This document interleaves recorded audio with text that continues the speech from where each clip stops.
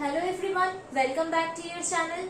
आज हम एक नए सीरीज लेकर आए हैं। ओके, इस सीरीज में हम क्या करेंगे, क्लास 12 के जो फिजिक्स के चैप्टर्स हैं, जैसे कि हमारा फर्स्ट चैप्टर है इलेक्ट्रिक चार्जेस एंड फील्ड्स, वैसे क्लास 12 के जितने सारे फिजिक्स के चैप्टर्स हैं वो हम एक वन बाय वन स्टडी करेंगे। ओके, ये सारे चैप्टर्स हम इस चैनल में एक के बाद एक स्टडी करेंगे। थॉरली पूरा सीरीज कंप्लीट होगा, तो stay tuned with us.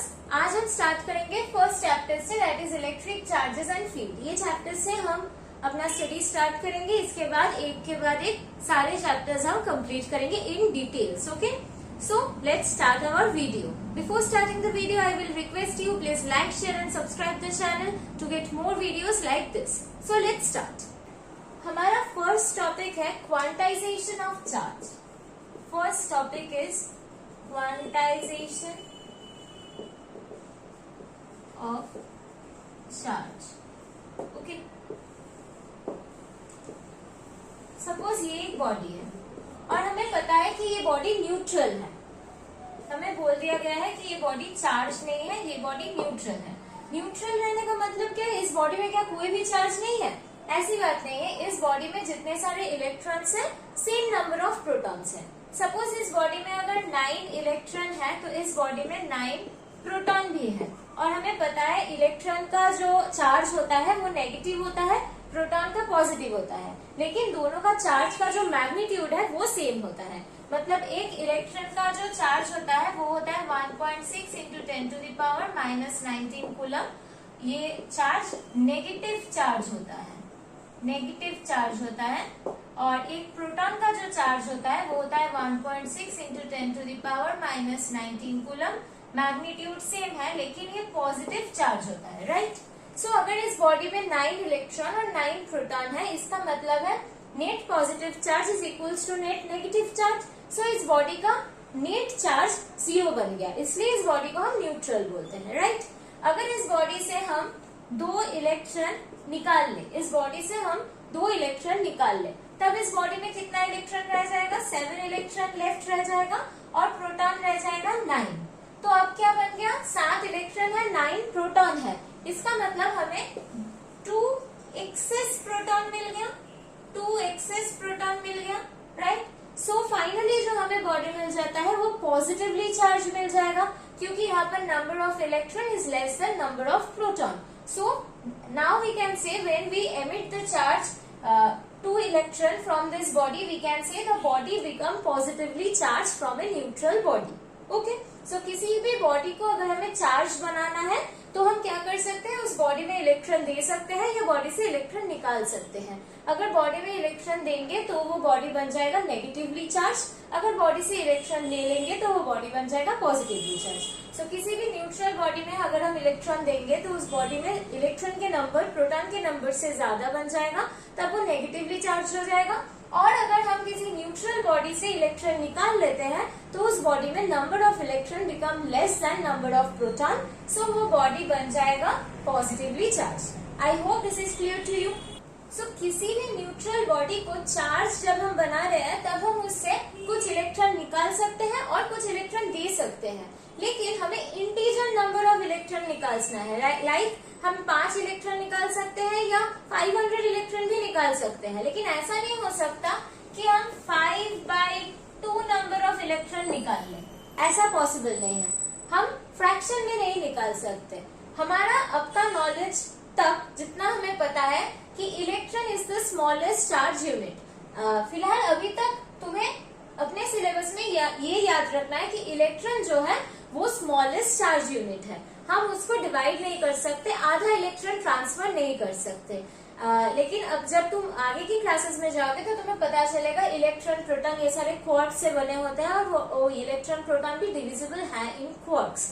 But in your syllabus you have to keep in the mind that electron proton ये है smallest charge unit.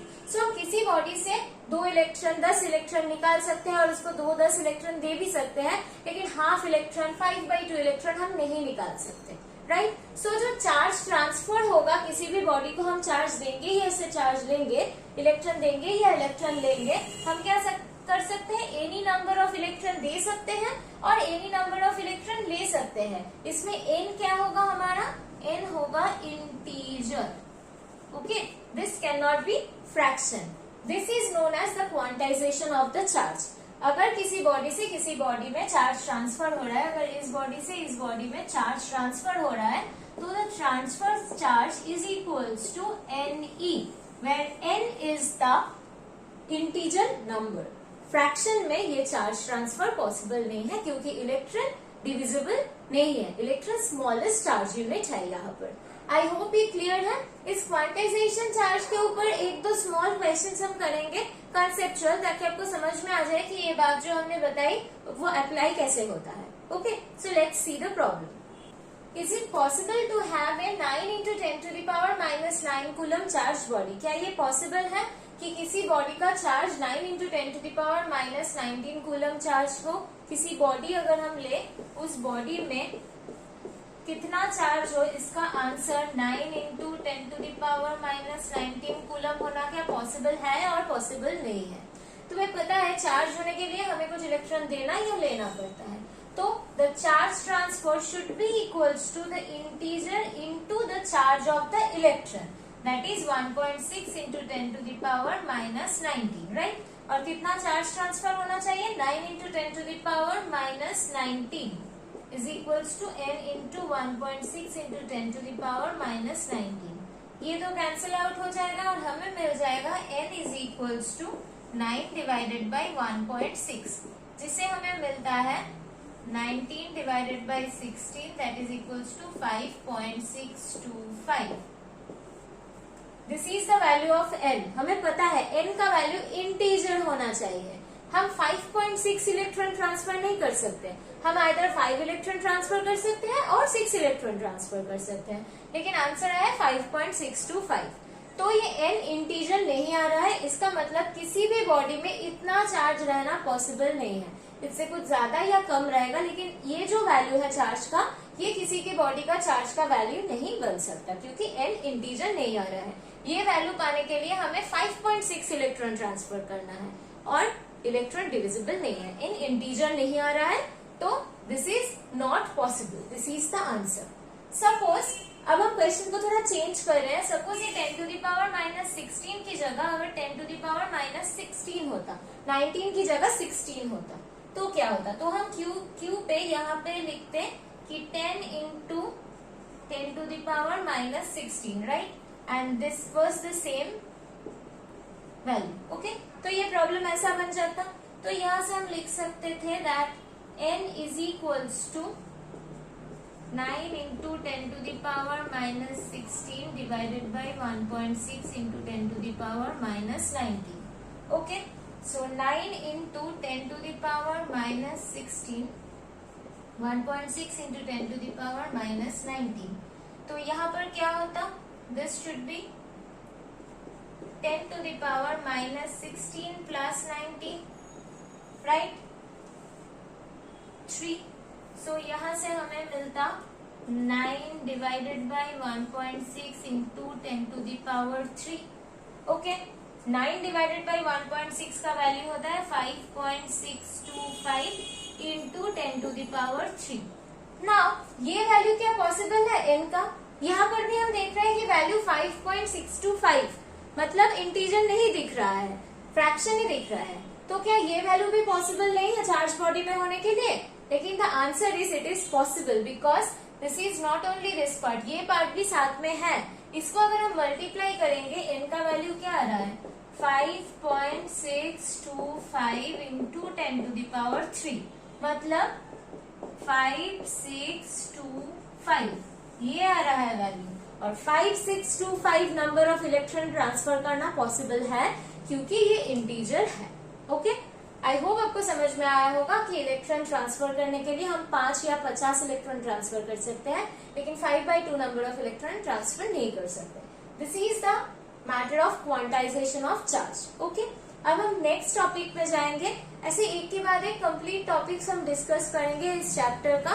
Please like, share and subscribe the channel to get the complete videos on the syllabus of class 12। Now our next topic is conservation of charge. हमारा next topic है conservation of charge. Okay, suppose दो bodies हैं, this is the first body, इसका charge है Q1 और ये एक second body है, इसका चार्ज है Q2। ओके, इन दो बॉडी को हम कांटेक्ट में लेके आ रहे हैं। Now two bodies are in contact, तो इन दोनों में चार्ज ट्रांसफर होगा। एंड इसके बाद अगर हम इन दोनों को सेपरेट करेंगे तो देखेंगे इसमें अभी चार्ज है Q1 प्राइम एंड इसमें अभी चार्ज है Q2 प्राइम। मतलब इन दोनों में चार्ज ट्रांसफर हुआ है, तो इसका चार्ज Q1 से Q1 प्राइम बन गया और इसका चार्ज Q2 से Q2 प्राइम बन गया। तो before the contact total charge कितना था, Q1 plus Q2, right. After the contact total charge कितना हो गया, Q1 dash plus Q2 dash, right. तो before the contact this become Q1 plus Q2, after contact ये बन गया है Q1 prime plus Q2 prime, right. From conservation of charge we can say this that the total charge before the contact is equals to total charge after the contact. अगर बाहर से किसी charge transfer नहीं हो रहा है, यहाँ पर ये पूरा सिस्टम आइसोलेटेड है बाहर से, तो before this action total charge जितना था आफ्टर भी उतना ही टोटल चार्ज होगा। सो हम लिख सकते हैं इसे Q1 plus Q2 is equals to Q1 dash plus Q2 dash. This is known as conservation of charge. Now, अगर ये दो बॉडीज का डायमेंशन सेम हो, ये दो बॉडी अगर डायमेंशनली मटेरियल कंसीडर करके पूरा आइडेंटिकल बॉडीज हो, अगर ये दो बॉडी आइडेंटिकल हो, ये दो बॉडीज अगर कंप्लीटली आइडेंटिकल हो, ओके, सो अभी के कांटेक्ट में नहीं है, this is the first one and this is the second one. ये दो आइडेंटिकल बॉडी है, consider this two as two identical bodies. इसमें सपोज चार्ज है Q1, इसमें सपोज चार्ज है Q2।